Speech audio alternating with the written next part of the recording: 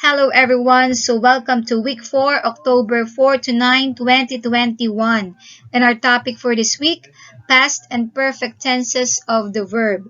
Okay, compared to active and passive voice, I believe this one is more familiar because since kinder, your English teacher surely had never missed teaching you this topic.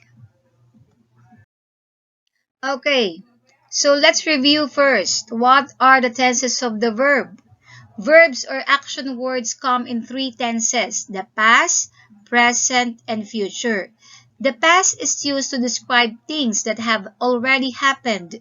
Example, earlier in the day, yesterday, last week, 3 years ago. The present tense is used to describe things that are happening right now or things that are continuous. The future tense describes things that have yet to happen. Example, later, tomorrow, next week, next year, 3 years from now. Okay, so imagine we have a timeline here. Then we have our tenses of the verb. We have past, present, and future. Now let's relate these words in Filipino subject. Future means panghinaharap. Present means pangkasalukuyan. Past means pang nagdaan. Now in English, we have two kinds of verbs or action words. These are classified as regular verbs and irregular verbs. Now I want you class to focus on the middle column, which is the present form. Regular verbs and irregular verbs in present forms are both in base form. Pag sinabi natin class na base form, wala pa tayong binabago sa kanila. So, from dance, papunta sa left, naging siyang dance, we add D. And then, going to the right, we add will or shall plus the base form dance. And then, attend, to the left, we have attended, we add ED. And then, to the future tense, we add again will or shall plus attend. Okay, I hope you are reminiscing all of this. Oh no, sana nakaka-relate na tayo. And then from irregular verbs, ito class yung ginagamitan natin ng memorization. So, kailangan talaga nagsasaulo tayo dito.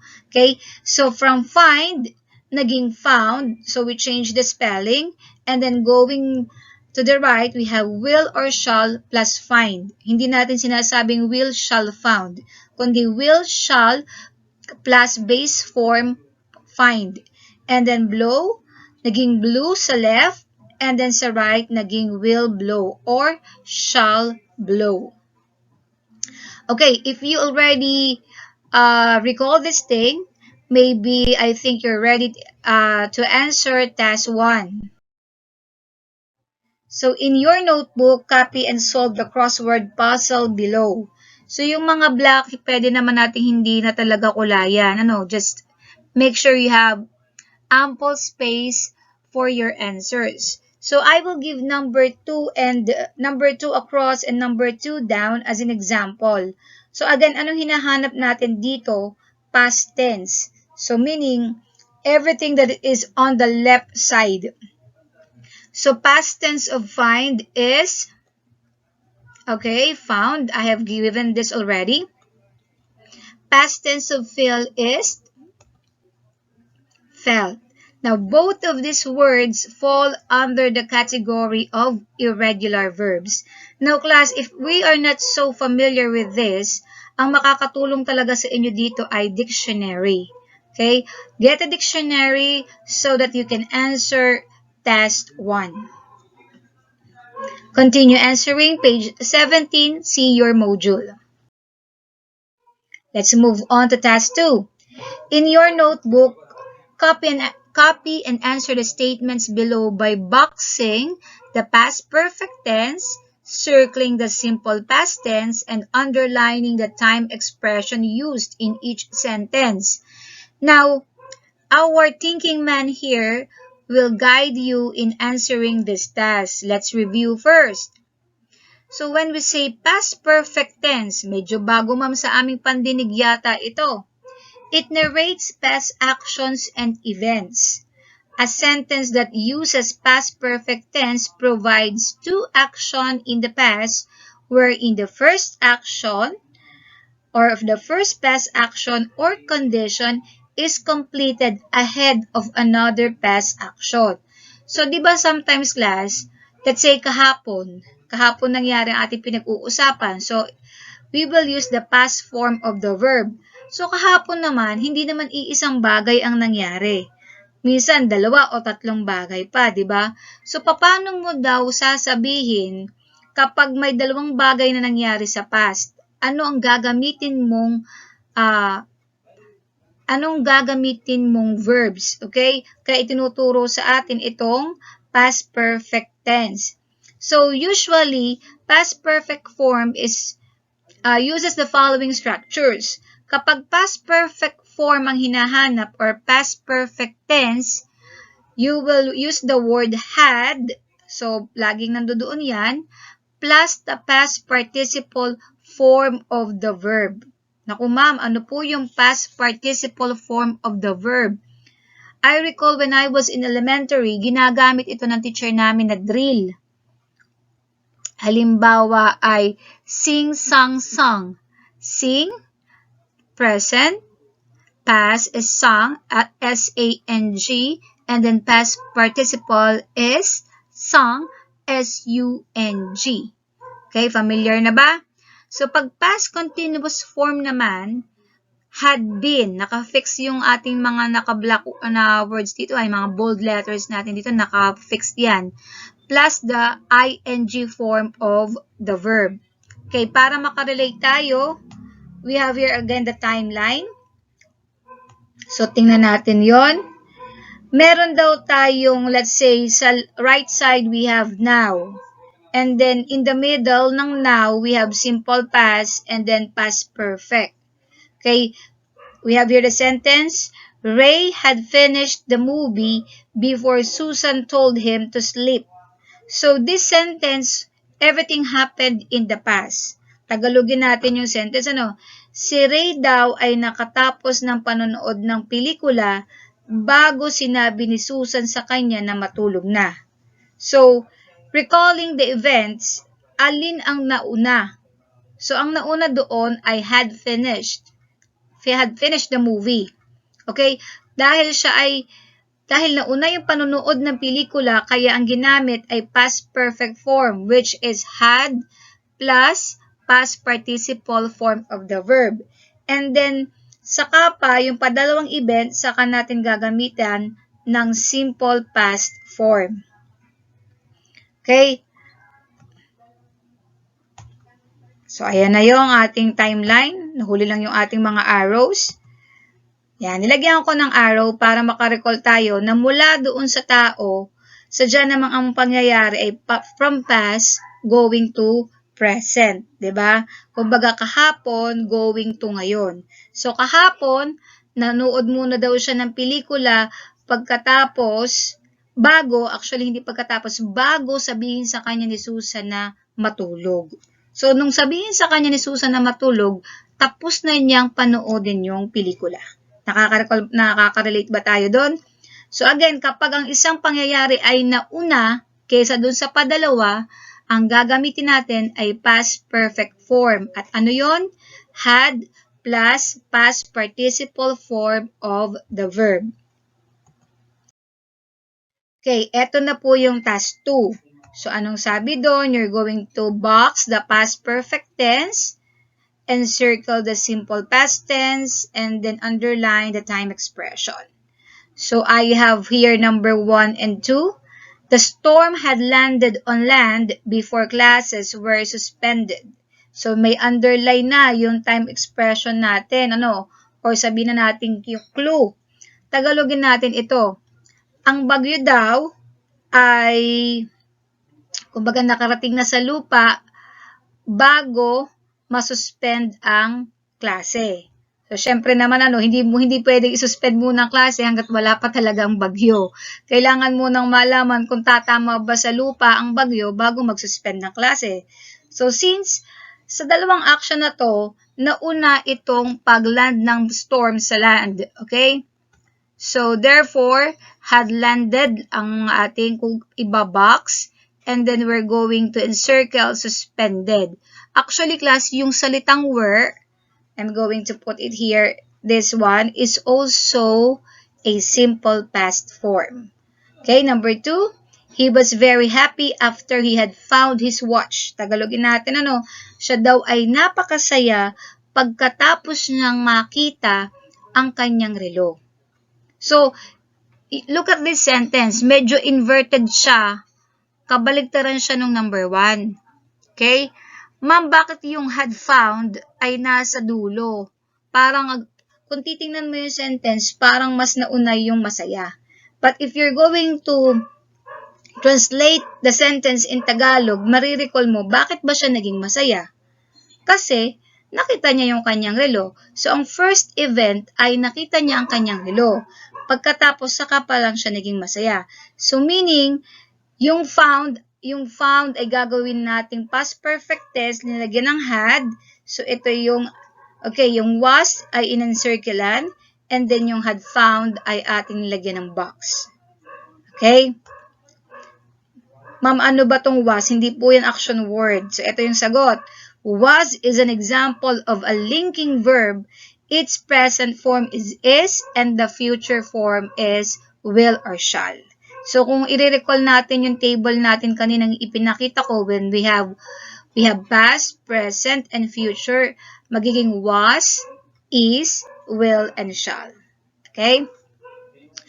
Kung nalilito, pwede nyo naman itong balik-balikan.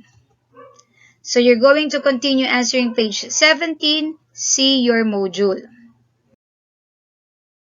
Learning task 3. Choose the correct past perfect tense of the verb in each sentence. Write your answers in your notebook. I will give number 1 only as an example because this is only 1 to 5. The witness had testified, had testifying, had testified before the court adjourned. Okay? Ang hinahanap natin, class, ay past perfect tense. Ano yon?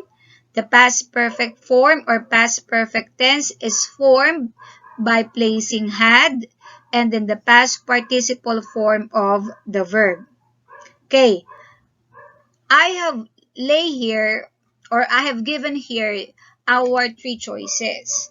So, had testify, ang structure niya ay had plus present form of the verb. Or sinasabi natin base form. Wala tayong ginagawa pa kasi doon sa word na testify. In the second one, had testifying, we have had plus the continuous form of the verb, meaning hindi pa tapos. Okay? And the other one is had testified, which is had plus past participle form of the verb. Therefore, if we're going to pick out our correct answer, it will be number 3, had testified. Okay? Continue answering page 19, C module. So, bakit ko hinay-high itong 3 choices? I hope hindi tayo malilito sa itsura. Okay? Sa biglang tingin mukhang magkakaparehas sila. But if you're going to analyze the structure, makikita mo talaga kung alin ang past perfect form diyan.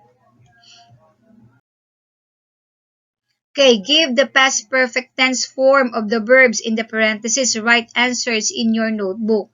So, sa task 3, pinag-identify lang tayo.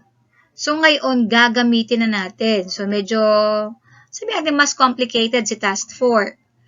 Again, I will give number 1 as an example kasi po 1 to 5 lang yan. So, let's read. After I blank Helen Keller's story of my life, I prepared a report on it. Okay? So, sabi ng ating thinking man, your first question to answer in mind is, what is the past participle form of read? Okay? Kung merong sing, sang, song, ay ano naman kaya itong read? Okay? Read is an example of an irregular verbs that don't change in spelling. Yun, hindi pala siya nagbabago. Other examples are hit, cut, put, quit, let, hurt, shot, and spread. Okay, ito yung common mistakes ninyo, di ba? Kapag ginagamit nyo yung salitang cut, sasabihin mo, I cutted the onions yesterday. So, mali pala yun. Because cut do not change in spelling. Same with hit. Let's say, yesterday, I hitted my brother in the head. Mali pala yun. Kasi ang hit ay hindi rin pala nagbabago. Kaya man ay present, past, or future tense, hindi nagbabago siya ng spelling. Therefore, what will be the past perfect tense of read? It will be had read. Okay, tama ang narinig ninyo. Although the spelling did not change, nag-iiba po ang basa. Read, read, read. Read, read, read. I had read Helen Keller's story of my life. Hindi I had read Helen's story of my life. Okay? Continue answering page 19. See your module. Learning test 5. In your notebook, complete the dialogues below. Okay, ang progression ng ating activity ay medyo pahirap ng pahirap kasi sa task 5, application na. Kayo na ang magko-complete daw ng mga given dialogues. I will give number 1 as an example because ito po ay I think 5 items only. What household chores had you done when mother arrived? So sa Tagalog, ano daw ang natapos mo bago dumating ang iyong ina?